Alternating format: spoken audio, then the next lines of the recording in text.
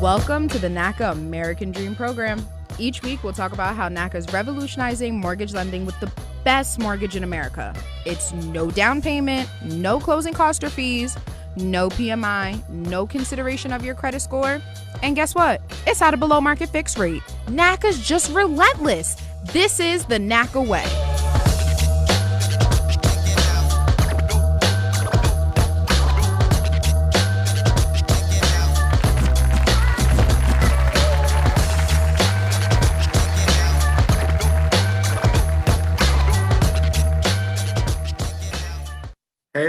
Hey, welcome back. Welcome back for another episode of NACA's American Dream Program, where NACA is doing what nobody else is doing. NACA is relentless when it can help people who have low, moderate, bad credit scores get a house. There is nobody on the strip of the banking strip that can help them get a house. How do I know? Because I'm one of them with a 480 credit score and a 2.23 30-year fixed interest rate. NACA is relentless, so we are doing it. NACA is doing it. We're back. Welcome back. Glad to see you guys on this Monday morning. Hey, we have an awesome show for you guys. We just want you to sit back, relax, enjoy the information, and we have some very important information that we want to share with you that we want you, the community, the NACA community, and the world to be involved in. But first, I always got to say, hey, Anjanette, what's going on over there? How's the weather in Texas? How was your weekend? Oh, Damien, hey, my NACAlodians out there. It is a beautiful day out here in the world of NACA. Today is a beautiful day in Texas, Georgia, Florida, Minnesota, Mississippi. You name it, it's a beautiful day. Why? Because this is the NACA American Dream Program. This is the day that you can get out there and be looking for your home. And guess what? It's a beautiful day to be shopping for a home. And at a 2.125 on a 30-year fix and a 1.375 on a 15-year fix, you can't beat that with a stick. Poke me, because I'm done right there. So I tell you, this is the day that we can manifest and enjoy all of the benefits and programs and services that NACA has to offer. This is a special segment because we are embraced with our CEO, and we don't have that often. So when we get our CEO to take time out of his day, because he's out there trying to really think of innovative and creative ways to provide more services out there to you. So when we get the opportunity to have Bruce Marks on the show, we got to make a big deal out there. So out there in Facebook land, throw them hearts up and let us hear, because we have the man with the master plan right here. And guess what? Throughout this show, do not hesitate to reach out to us at 833-771-0500. That's 833-771-0500, where we will be taking your calls, questions, like us, love us, do what you want to do with us on our social media channels. But Damien, Bruce Marks is here. Can you believe that? And wow. Awesome news. Hey, we got the man himself on today. The man with the master plan. So without further ado, I bring to you the CEO and founder of Neighborhood Assistance Corporation of America, Bruce Marks. Throw them hearts up, everybody. And yet, Damien, everybody, it's great to be on. Welcome. I hear you have some interesting information that you want to share with us. So what's going on? What is NACA doing out there? We need to know what's going on. So look, guys, I started NACA 36 years ago. So, one of the things that we pride ourselves is that we're always addressing the needs that affect low, moderate income minority people. So we've always, been ahead of the curve in doing that. So, we started out on the mortgage stuff. We did the home save, where all those homeowners were at risk of foreclosure. We did the modifications around that. And we've always continued to build the purchase side. But, we want to see, what's affecting our membership. So we knew as a result of the pandemic that, it was a crisis out there. Clearly, people were really impacted in a lot of ways. So we said, okay, what is the most important thing that we can do to really help people who are impacted by the pandemic? So we looked first to see, okay, if someone is a homeowner, just like during the mortgage crisis, are they at risk of foreclosure? And yes, there's some people that are at risk of foreclosure, but what the servicers and lenders learned out of, from 2008 on during the mortgage crisis was it makes no sense to add additional payments on to a mortgage payment. So when someone comes back to work, they're going to have a higher payment, which they cannot afford, and the inevitable result would be foreclosure. So you think that makes common sense that they would do that, that they wouldn't do that, but they didn't do that during the mortgage crisis. And so, there during that time period, 2008 through 2012, over 3 million, mostly African-American homeowners lost their home. And they didn't need to lose their homes. And who, purchased those properties? Well, it was Wall Street. It was the hedge funds. That's right. It was Invitation Homes and those players out there, because now they're the biggest landlords in the country. And for example, Invitation Homes owns 82,000 single-family homes. Wow. 82,000. Every one of those homes used to be owner-occupied. Every one, and most of them were owned by minority homeowners, people of color, who lost their homes, but now they're tenants. So what happened is at least the lenders and the investors learned. So we don't have nearly as many people at risk of losing their homes who are homeowners, because now what they do is a forbearance. So if someone cannot make their mortgage payment for 12 months, they take the 12 months and they add it on to the end of the mortgage. So instead of having a 360-month mortgage, you have a 372-month mortgage, but your payment stays the same. Makes sense. So we don't see a tsunami coming for homeowners. There's still a number of homeowners who are at risk, and we're still out there helping those homeowners. But now let's talk about tenants, because so many of those homeowners became tenants as a result of the mortgage crisis. And obviously we are a historically low percentage, low number of homeowners of people of color. So our membership is predominantly tenants going through the mortgage process, but they're tenants. So what do? So we see, okay, there's this tenant crisis coming down.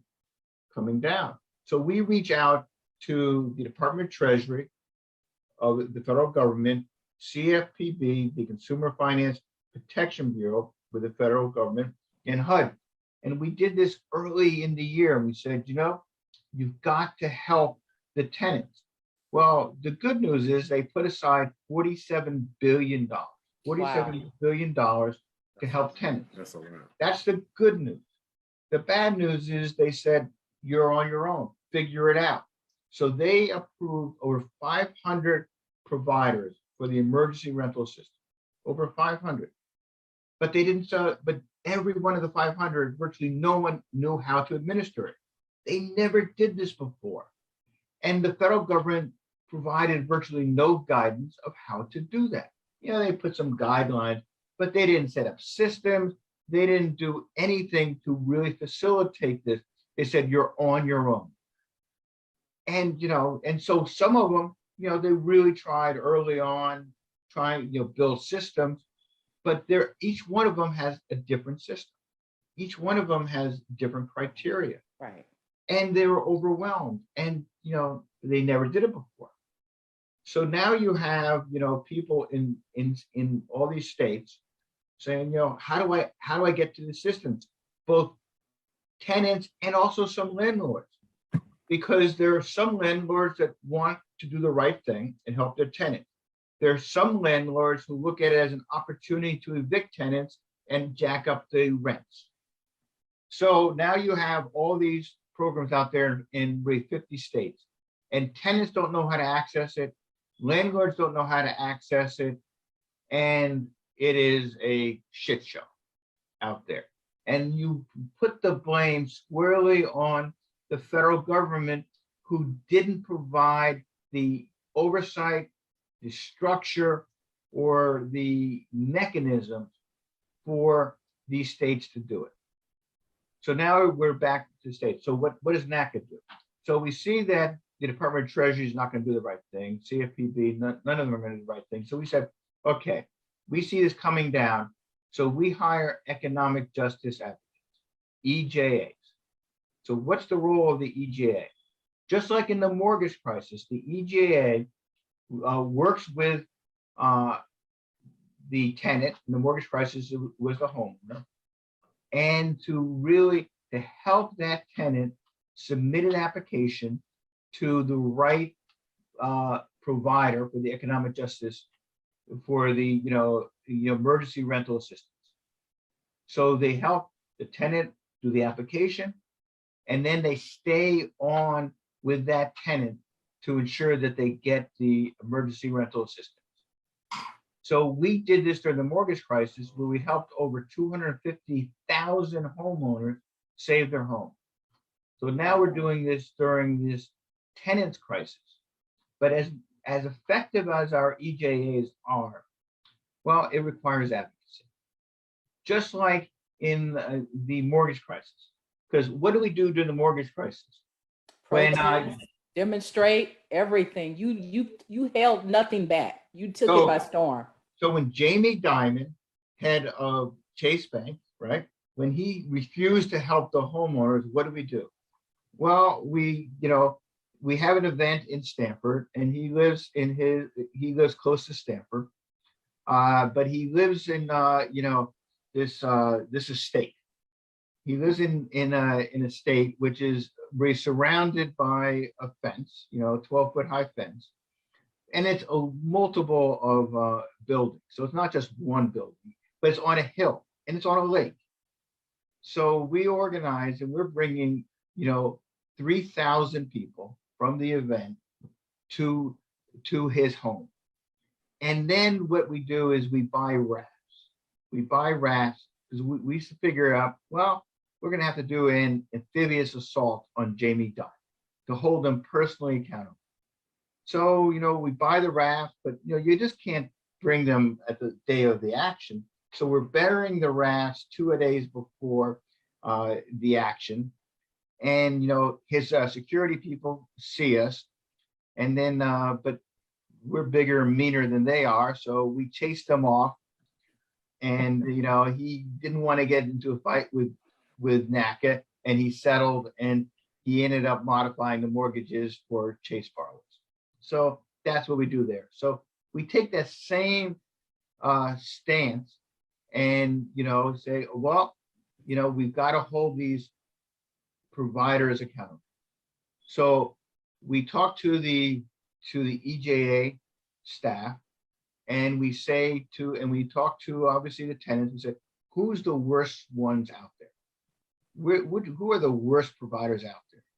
And they say, one of the worst, if not the worst, is the Georgia Department of Community Affairs. Georgia Department of Community Affairs. And, they are headed by Christopher Nunn. Mm-hmm. And so we said, okay, well, we're going to make, them the first target, not the only target, but the first target, because they administer over $1 billion of the emergency rental system. But NACA has over 3 million members. And you know where our members are? Our members are everywhere. Some of our members are cleaning the homes of the executives. Some of our members are taking care of the CEO's children. Some of the members work in government entities, such as the Georgia Department of Community Affairs, DCA. Mm-hmm. So they're telling us inside what's going on, because we're everywhere. And so what they're telling us is that, that they're overwhelmed, that, that they're a backlog actually till, August. I mean, people are losing their apartments, they're being evicted, and they can't process these applications. So we said, okay, well, we're going to take them on. So we do a demonstration a couple of weeks ago in front of DCA. And, we had over 300 tenants there. And what's good about being right there is that it's right by the State House. Now that's the good news. The other side of it is that it's also on federal property. We have to deal with the state police, and they're a bit more aggressive. Mhm. So with 300 people, we go into the lobby, we take it over, and we make our presence heard, big time. And then some of the state reps come on out and they support us, and they say, okay, all of a sudden, Christopher Nunn is called before a hearing with the state reps to say, what's going on? And so, as a result of what we did, they changed some of their policies. So now they are, they reallocated some of the monies to some of the better providers who are doing a much better job in providing the rental assistance, getting the money out. They've changed some of their policies where they can do a self-attestation that they're impacted by COVID-19. So we've already had a huge impact, but it's not good enough because there's still a backlog. There's still people at risk of eviction. And so we're going to continue to do that. Now, one of the things we've done is that we have gotten a lot of data on what's going on inside. So currently what's going on is that they've had over 40,000 applications, over 40,000. They have only processed 1/3 of those 40,000. And out of the ones that they have processed, they have denied half of them. How can that be? Wow. How can you only process 1/3 of the applications? And how can you deny 50%? This is their own data. This is their own data that we're getting. So the fact of the matter is, and what's even worse is that the courts have gotten more efficient. So while the providers are, over their heads, are just not processing things in a timely manner, and frankly making poor decisions as a result, that's on one side. On the other side, the courts have said, we're going to speed up the process. We're going to speed up the eviction process.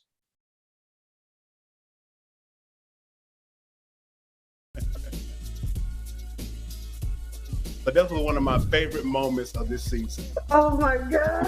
Look, and Maria is turning red over here. Right. He just went in on me for real. I'm like, oh my God.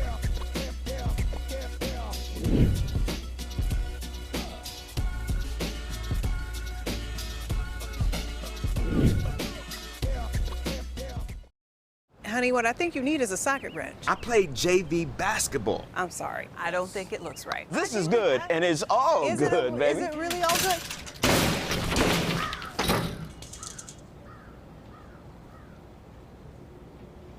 If you love me enough to routinely test your handyman skills, not to mention the strength of your marriage, then of course you'll visit nhtsa.gov/the-right-seat to make sure I'm in the right car seat.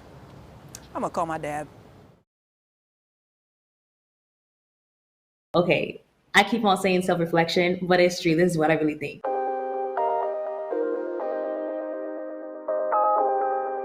How do you recognize what you can do based off of what you want to do?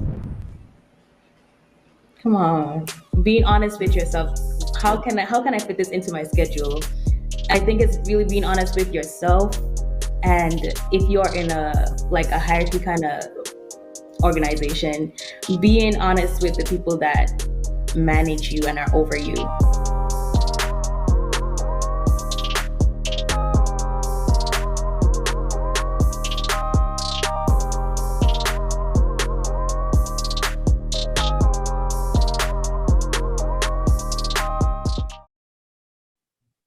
So, the consequences of that are so many people are being evicted from their apartments.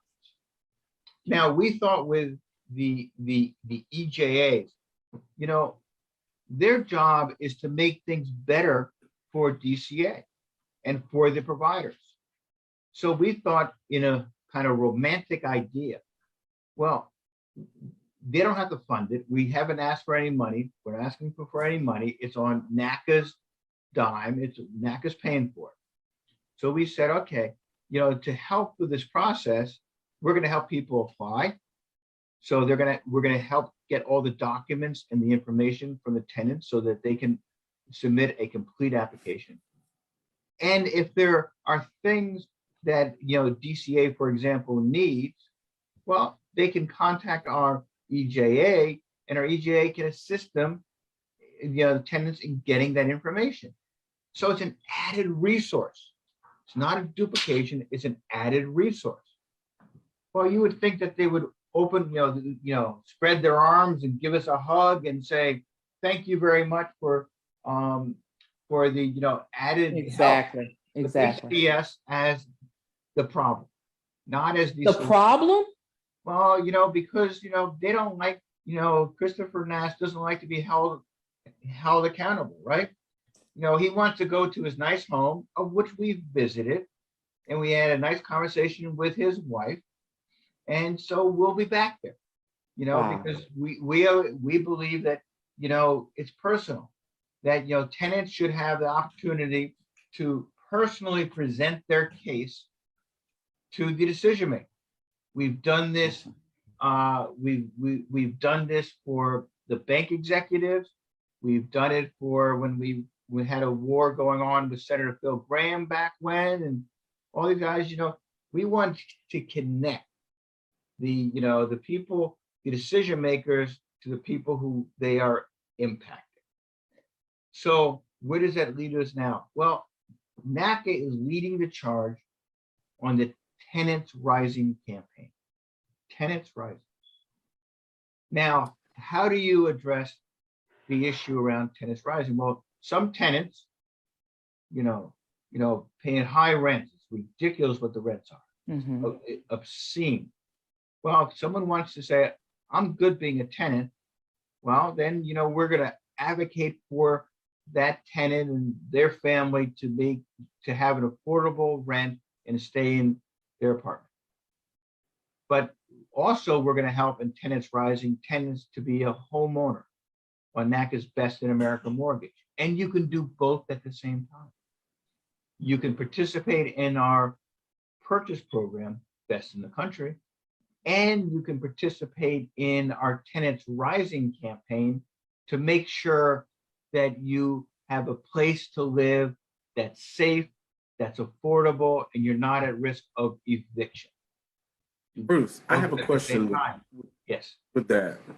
Yeah, so just so I'm clear, so everybody can hear, because I want to make sure everybody gets this, that this is what I'm hearing. What you're saying is they can go through the purchase process and still apply for rental assistance and come through and getting rental assistance over here, and also apply for the home purchase program so they can get in a home that they own. Is that what you're saying? Is that what I hear you saying? Yes, Damien. Everybody, do y'all hear what he just said? And it's go paramount. Get your rental assistance as well as get in the NACA program to now purchase your own home. That's what you said, right, Bruce Marks? Is that what I Yes, that's what I said, but I'm going to say it's even better than that. Oh, go ahead. I'm ready. Better than that, because on the purchase side that we don't look at someone's credit score, right? Correct. That we don't consider, but we look at rent as really important factor. But if you are not able to pay your rent through no fault of your own that you don't control, then we don't hold that as a negative, because we do character-based lending. We look to see what are the extenuating circumstances. So someone says, oh, I've been applying for emergency rental assistance. I haven't been able to access that. So my rent payment is late. And obviously we use that for the purchase side, but we say that's an exception because you've had a good rental payment history in the past. You're impacted by the pandemic. You're applying for emergency rental assistance. We're in the process of that. We're not going to hold that as a negative as you're going through the purchase side. And that's paramount, because awesome. That's one of the questions. Just so you know, you can still hit us up at 833-771-0500. And Bruce, that was actually the first question that came in out of, believe it or not, Edna is coming from St. Louis, Missouri. One of the tenants asked a question of, can they still be considered for the character-based lending if they have blemishes on their rental, and you've already cleared that up. If it's due to the pandemic and we have documented proof, then they can come through the NACA program. But Stephanie, I will tell you, out of St. Louis, you still need to reach out to us to get the rental assistance and see what programs are afforded to you in your area. So Bruce, this is good information. Those of you who are out there listening, you can hit us up, 833-771-0500. He's here. He has a lot of information. And Bruce, tell us, you've taken on some big giants from Countrywide, Bank of America, Citi, Chase, Washington Mutual. You have taken on, and I guess some people would say you've done the impossible, because these are fights that we by ourselves wouldn't have been able to do. And this fight you're taking right now with DCA and others, what is it that you're asking us to do? What do we need to do to get involved and to make our claim and state what we want as far as the tenant is concerned? So there are a lot of tenants and NACA members. Remember, we have 3 million members, over 3 million members. And we work with, not just our membership, we work with the overall community, right? So, people can come to NACA, for the rental, please, you got to go to our website, NACA.com, and you got to submit your information for rental assistance. So once you do that for the rental assistance, then an EGA will contact you and they'll be your advocate through the process. So first step, go through the website. It also, if on the purchase side, same thing, you go to the website, then you sign up for a home buyer workshop. We do them every 2 weeks. And that's the first step. And then you will get a NACA counselor who can help you through that whole process. Same thing, NACA.com. Now, in terms of what we're going to do for the campaigns, is that yes, we are going to go to the decision makers' home, whether it's Christopher Nunn or other of the providers that aren't doing the right thing. And we're going to be out outside their offices. But starting on Martin Luther King's birthday, January 17th, we're going to have 24-hour, 7-day-a-week vigil. The first one will be in front of DCA, the Georgia Department of Community Affairs. And we're going to be, and so what we're asking people to do is to sign up for a 4-hour slot. So we'll have 10, 15, 20, 50, 100 people out there, but we want that to be 24/7. And we're going to be there for as long as it takes. And then that's going to be the starting point. That's the base where we're going to go from. Now, at that vigil, obviously, we're going to get the furniture like we'd have an apartment. Obviously, we'll get the heaters. I mean, we're going to make it as really as livable as possible on that. But it's going to be, it is the winter. Even in Atlanta, it is the winter out there. But but we will accommodate on that piece. But we have to have a 24/7 presence. And then obviously we're going to ask for a lot of people out there. We'll make sure people are fed. We're going to make sure that people are supported while they're doing this. Now, this is the Tenants Rising campaign. So we want to start in Georgia, but we want to do it around the country. So, that means we want our membership and others to start these vigils. But it's not just, 3 or 6 hours or 8 hours a day. We want these vigils to be 24 hours, 7 days a week for as long as necessary.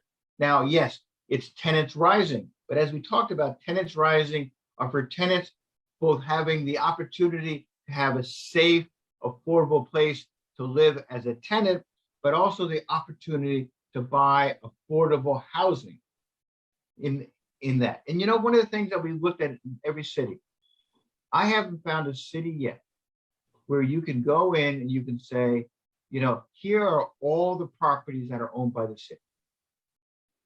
Here are all the properties that are owned by the city. Here's all the land that's owned by the city. Because they don't want to expose that, because they want their developer friends to get access to those properties, right? Who gives them the campaign contribution? Who funds them? Well, that's the quid pro quo. That's what they want in return for doing that. But that is not for the people.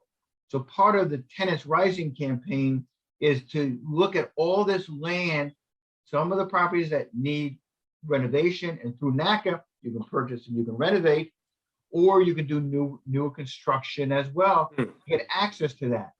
Wow. So it's both, we want tenants and everybody to be part of these visuals so that we can have that, hold these decision makers accountable, hold them accountable. And then, frankly, wouldn't it be interesting in these cities that you want to know who owns the city? Who owns the city? Well, yes, are there individual homeowners who own the properties in the city?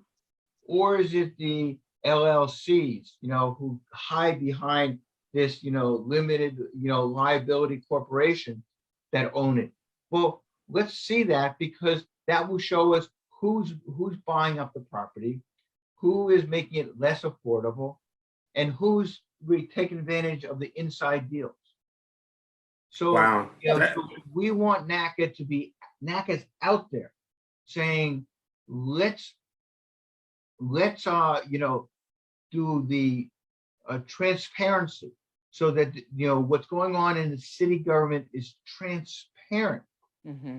And then let's advocate to make sure that our tenants are protected and people have the opportunity to be homeowners on affordable mortgages, affordable prices, and through NACA's Best in America mortgage. Love it. You guys throw some hearts up for him. Throw some hearts up for him, because this is powerful information. We got some questions coming in, Damien. This is amazing. But before we do that, we got to show that video of what they were doing. Let's do it. April, can you tee up that video? We have an awesome video for you guys. Advocacy at its best. Let's see it. And when we come back, we have some other special guests on here that we want to talk to. We have EJAs on here. We have some tenants that need to talk about what's going on. April, take it away with the video.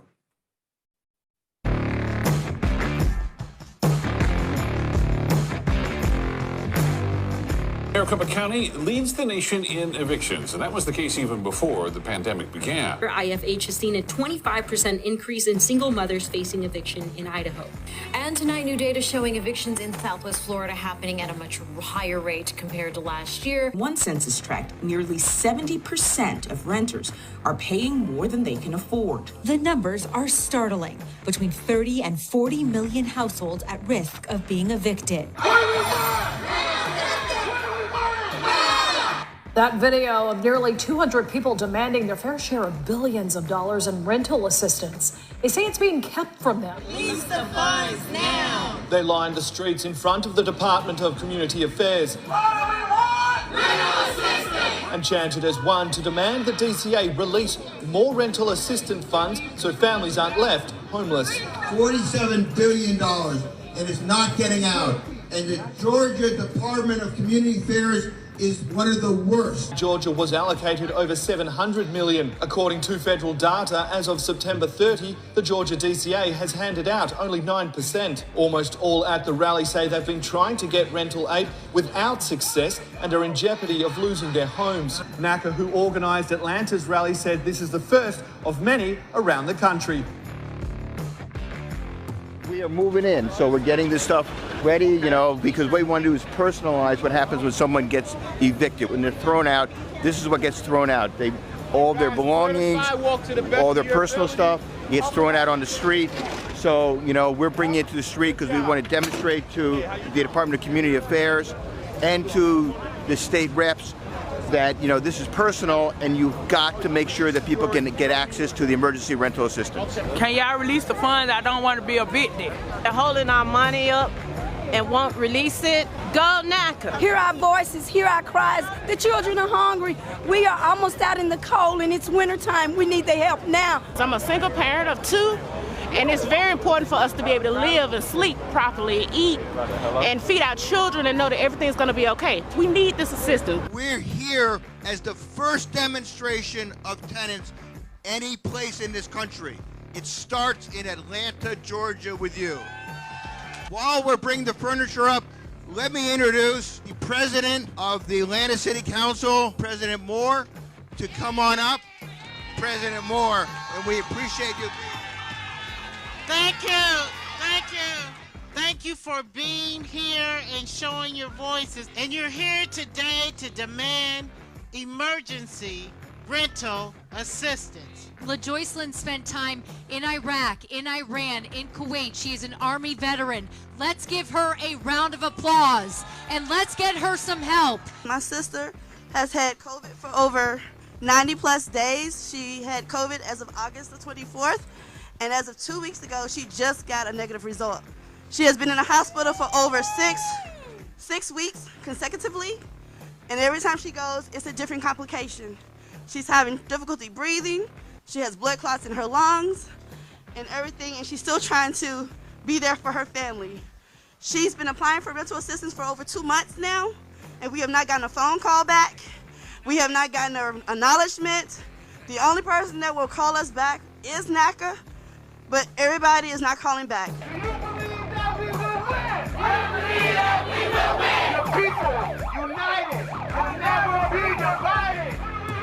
Rental assistance. No. Rental assistance. So let's get everybody in because it's personal. And they got to hear that. If they want to hear or if we need to go to their homes so that they understand that they cannot evict us. We've taken over the lobby. They heard us on the 18th, 19th floor. Now the state reps have called them into a special meeting at 2 o'clock to say, why aren't you providing the assistance? This is exactly what we wanted to accomplish, and we did it. What do we want? When do we want it? What do we want? When do we want it? What do we want? When do we want it? What do we want? What do we want? When do we want it? What do we want? If we don't get it, shut it down. If we don't get it, shut it down.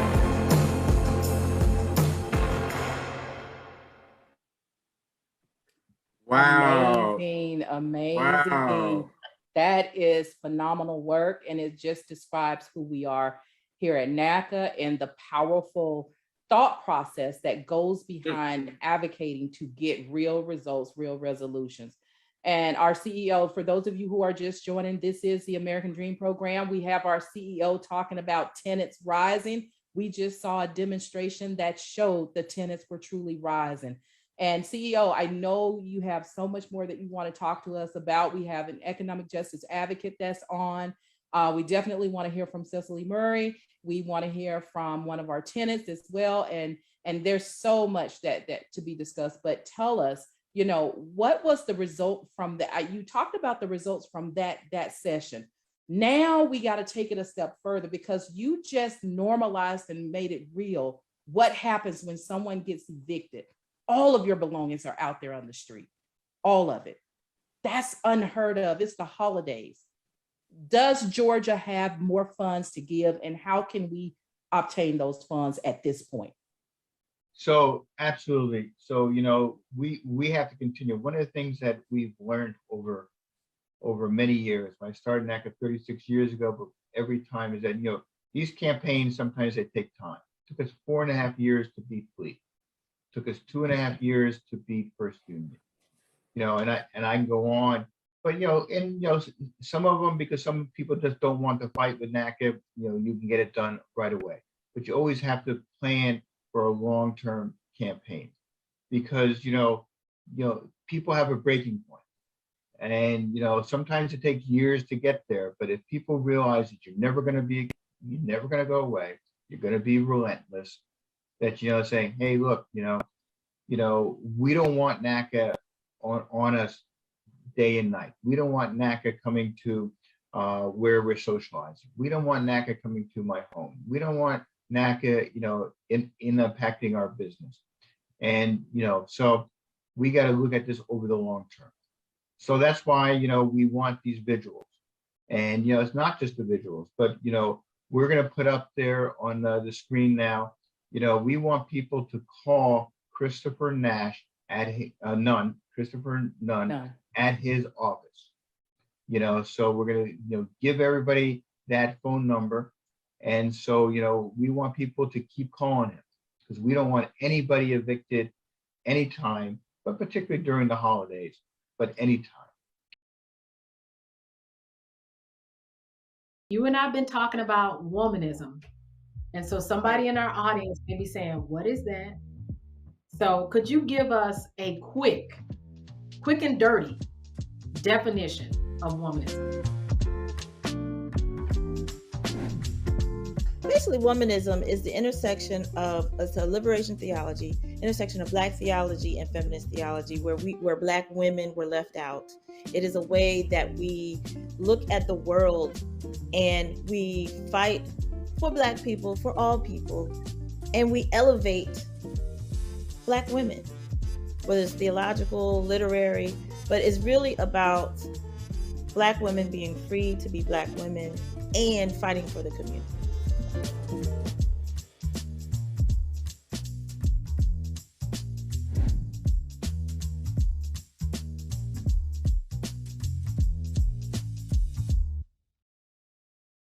The family's visit to the forest inspired a beautiful question. Mother, mother, am I a tree? You tell me to stand tall. You tell me to stay rooted. I think I am a tree. My child, of course you are. But what kind of tree will you be? The kind to hug or the kind to climb? Doesn't matter what you choose, so long as you choose to be a tree that's kind. Make the forest part of your story at a park near you. Find one at discovertheforest.org.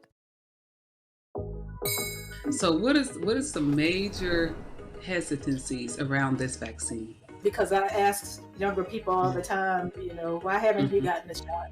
A lot of people say, well, my mom hasn't gotten it. And so I think people are impacted by the parents and whatever reasons they have for not getting it.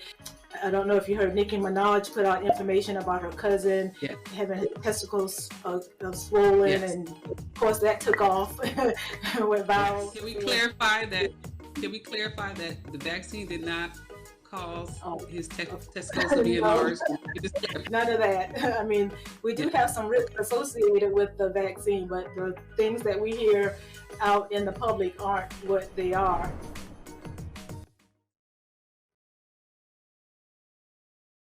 So, and we already know that, they're upset by it. They don't like what we're working with the state reps. They don't like it that we're exposing where he lives and where he works. They don't like it that we're calling him constantly. And, that's only the beginning. That's only the beginning. So, let's get everybody to keep those calls coming. People can call from any place to do that. And if we, shut down the lines like we did at the Federal Reserve during the fleet campaign and their switchboard, or we do whatever we have to do, we will do that. And for those that are listening, where can they find the number for Chris Nunn to call? Well, we will be giving that phone number out. So understood. So we're going to be doing that now. And then, obviously the economic justice advocates have it, and we will publicize that. And that's just where his office is. We'll start to publicize his personal stuff as well. So, and because he just not only controls, the emergency rental assistance, he does Section 8, he does housing choice vouchers, he does a lot of other stuff out there that we got to make sure that he is accountable and that DCA is accountable. Absolutely. So, but so there's a lot of stuff that we talked about today, and there's a lot of stuff that is being planned that we'll be talking about going forward. But it'd be great to hear from some of the EJAs and from some of the tenants as well. Absolutely. Cecily Murray, you are our economic justice advocate. Welcome to the show. Want to hear from you. Tell me, what is the role of an economic justice advocate? Well, thank you for having me on the show. I really appreciate the opportunity to, speak with everyone here. So what we've been doing with as economic justice advocates is reaching out to the public and taking the applications. But more than that, once we hear the stories, we are actually taking that information and finding ways that we can action to help tenants stay in their homes. So whether that means we actually contact their landlord and make an agreement with the landlord, or we actually go to the county or the entity that they've applied for assistance with and ask for the status of the application, what's taking so long, how can we impact the application to make sure that the person receives assistance. Beyond that, we'll continue to fight for that tenant in every way that we can. And sometimes that's even meant, contacting their local Congress people, contacting their local, county officials, council members, anyone we can to try to get light for our tenant and get their rents paid. Sometimes we are able to, communicate with other agencies outside of just the Georgia Department of Community Affairs or, the state departments to try to find assistance as well. So sometimes we communicate with the Salvation Army and other agencies to help pay the rents that are due for the tenants. So most of the time, we're able to at least put them in front of agencies that they hadn't, worked with previously. And in the case where we're working with their county officials, we're able to find out the status of the application, able to find out how we move the application forward and get them the help that they need. So you're saying there's a pool of resources. So you don't just help with rental assistance. If there's other assistance out there, such as food, if there's other services that are in need, such as food, clothing, utilities, you provide them with a smorgasbord of resources to better assist members that are calling in. Absolutely. I mean, I've even started giving out, job placement referrals because so many of the people I'm working with are saying like, hey, that's not, gonna kind of fix the problem. Just rental assistance. I need a job. I need to work from home. I have small kids. I can't go out. My kids are held home from school because of COVID. So we've had a lot of different, needs arise, and we've had to meet those needs in various ways. So my colleagues and I, we are always finding new information, new ways to help, being challenged. I mean, it has been a challenge, and it's been a lot of rewarding challenge because I feel so good in being able to help the people that I've helped, but also in just learning different things about how our governments are basically failing the people, and how can we fight against those failures? How can we fix those things? And so it has been it's been amazing to be a part of that. Now let me ask you this: you're located in Atlanta, Georgia, right, Cecily? Yes, I'm in Atlanta. But someone from anywhere, it doesn't matter where they are, they can go online at www.naca and sign up for rental assistance in any state or city. Yes, is that correct? That is correct. We have all 50 states, Hawaii, we've even had Alaska. I mean, we have some of everything.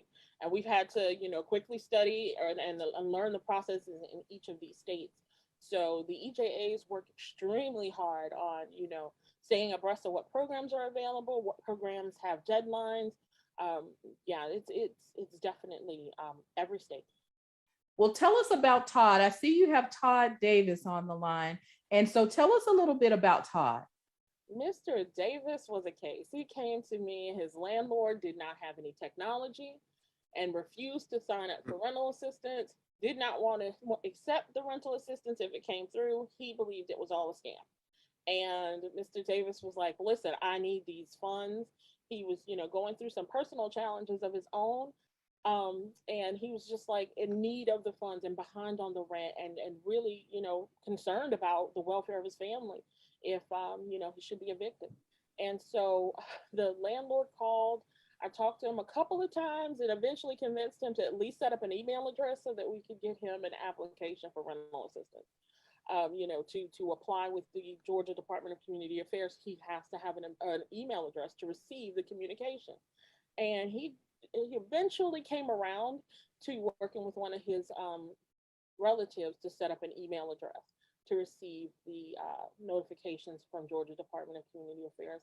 But initially, he was absolutely dead set against it.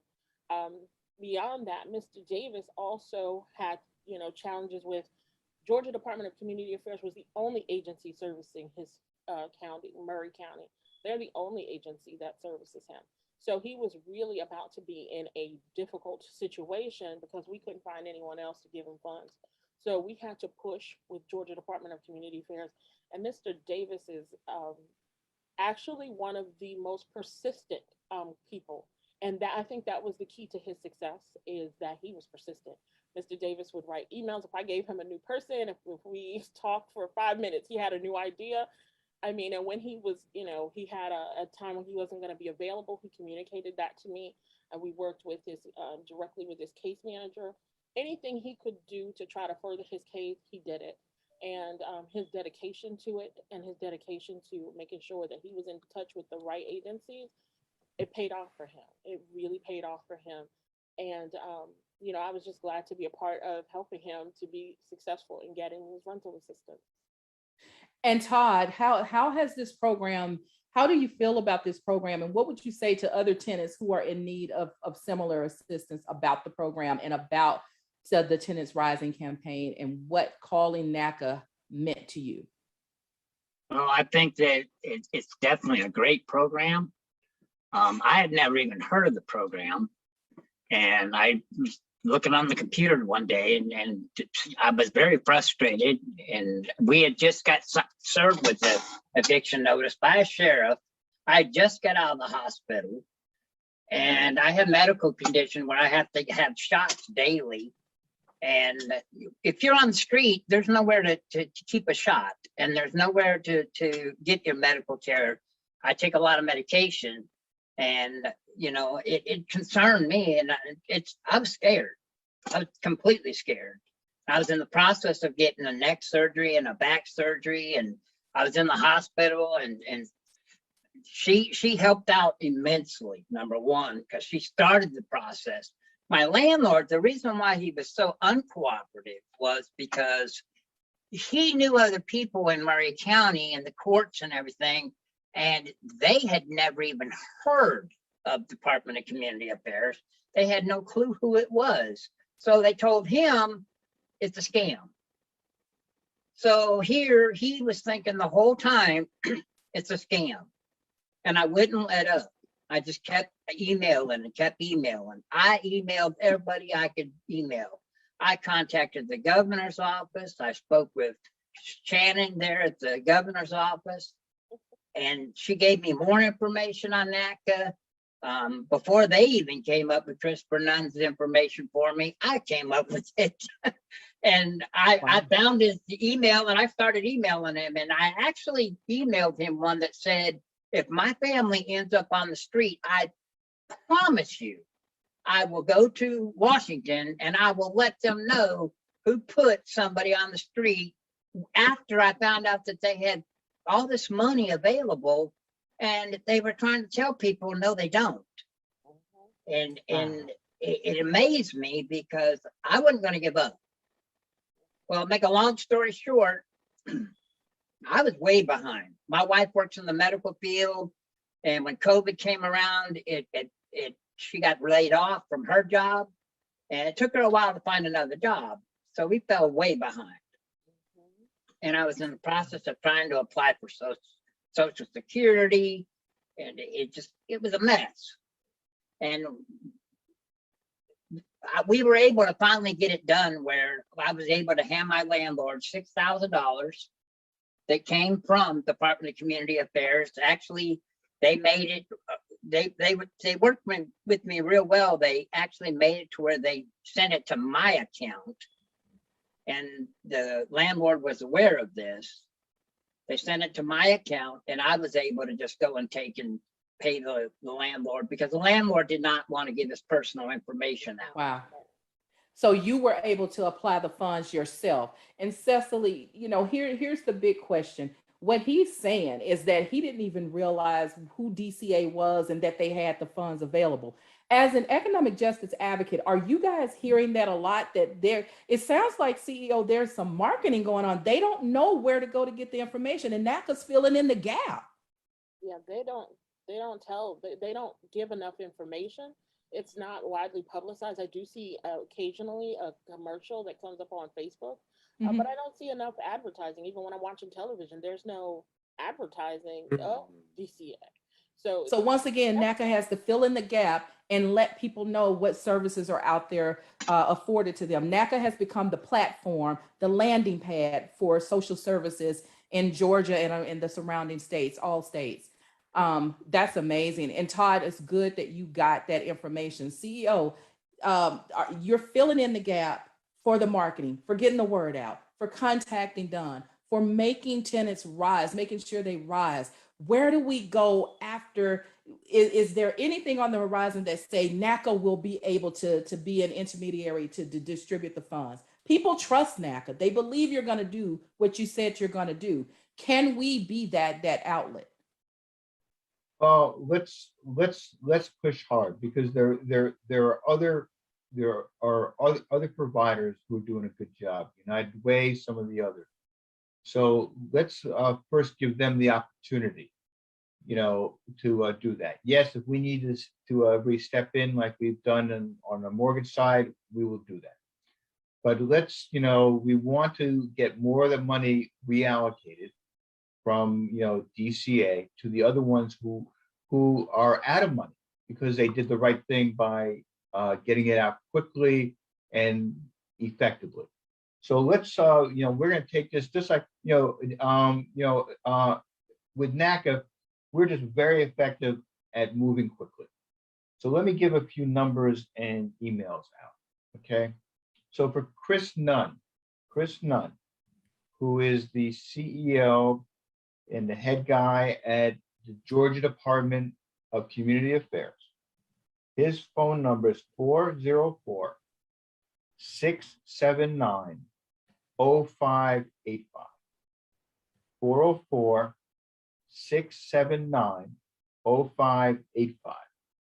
Now, let me give you another email. This is also very interesting. This is the person, his name is Noel Payo, who runs the Emergency Assistance Program for the federal government. He's the guy at the federal government. So let's send him some emails, okay? Because let's hold him accountable, not just for what's going on in Georgia, because remember, there are other organizations and there are other providers who are doing an extremely poor job in other states, other counties, other cities. And we got to hold them all accountable. And his email is Noel, Noel, .payo, P-O-Y-O, @treasury.gov. So let me say that again. Noel.payo @treasury.gov. Noel.payo @treasury, TREASURY.gov. So let's send him emails, tell him your personal stories out there. And obviously, let's call Chris Nunn and tell Chris Nunn, if you don't want to respond to us now, we're going to come out and visit you. He means it. And so that you'll have the opportunity to hear my story, hear my situation face to face. Yes, I will wear a mask. I will, take the, COVID protocols, but I'm coming to visit you. And please have, that sweet tea and, and the sweet Georgia tea, Bruce. Yeah, and we'll be glad to sit with you and your wife in, your kitchen and in your nice house. And, let's give me the opportunity for, since you refuse to do it through your business, well, we're going to have to do it from your home. And by the way, we can invite your neighbors and make it a, neighborhood event. Chris, if you're listening, he means it. Believe what he says. He says what he means. It's been done before. He will visit your home. He's not a stranger. So. But remember, because I want to put it into context. I want to put, because some people think, oh, that's going too far. That there should be a cutoff between the business and the personal. Well, how can you make that arbitrary distinction when somebody is making decisions? They They're paid very well. They're given the opportunity and the responsibility to make decisions. Well, those decisions are personal because that decision could result and will likely result in the person being on the street homeless. That person, just like we heard from Todd, that decision could put his life in danger. That's right. It could kill him. Mm-hmm. So when someone says, well, you go too far and, in going to their homes, well, shouldn't they be held accountable? We used to have a standard in this country called personal responsibility. Now, they always say that personal responsibility is for home buyers and for low and moderate income people, working people. Well, why shouldn't that personal responsibility go to the CEOs, to everybody? And we believe it should. And then you say, what's wrong with educating their children about what their parents do? Because when they sit around the kitchen table with their nannies and everybody else, serving them on, doing whatever that is, hardworking people taking care of their family. Well, when they sit around that kitchen table or the dining room table, I don't think it's anything. I think it's appropriate for their children to ask their parents, what are you doing? I heard that you're evicting people. I heard that you're making people homeless. I heard that you are, forcing people on the street. Is that true, Mom? Is that true, Dad? Well, that's the conversation that should be held at the dining room table, because everybody needs to be held accountable for their actions, personally accountable. And that's what NACA does in a nonviolent, but in a confrontational way that says you got to have to respond. And we don't back off of that one iota. That's what NACA does. That's what we stand for. And we're not just going to continue to do that. We're going to double and triple down until everybody has an opportunity to stay in their home and everybody has an opportunity to be a homeowner on affordable terms, such as NACA's Best in America mortgage. That's NACA. We're both respected and we're feared, and we wear both as a badge of honor. Thank you, everybody, for the opportunity. Thank you, CEO. And as always, this is the NACA American Dream Program. Always continue to look at us on our social media platforms, Facebook, Instagram, and Twitter. You can always find up-to-date information at www.naca.com. And don't forget, we are always hiring in various states and cities in your way. So please go to our careers page and take a look at it. You just heard from Cicely Murray, one of our economic justice advocates, who is doing insurmountable work in our communities. And Cicely, I want to commend you for all that you're doing out there in the Tenants Rising campaign. Keep doing what you're doing. Todd, I am so glad that you have a home and that you are back in your home where you can have a place to put your medication and things like that. And I'm so thankful that you wear the NACA. One of NACA's values is being relentless, because we are. You just heard our CEO say he's not going to stop. He don't quit. He's not built to quit. It's not in his DNA, and he ain't going to do it. This is the American Dream Program. Damien, the old clock on the wall, say it's time for us to go. Wow. We never have enough time. Never enough time. Thank Never you all enough for being time. here. Listen, Never we enough. have some upcoming things that you guys can be a part of, doing the same thing that we do, always. Yep. Be And safe. always look at the page, because Tenants Rising campaign is coming, and we're going to be heading in a city near you. So stay tuned. There's more to come. Thank you for joining NACA. Stay There it safe. is.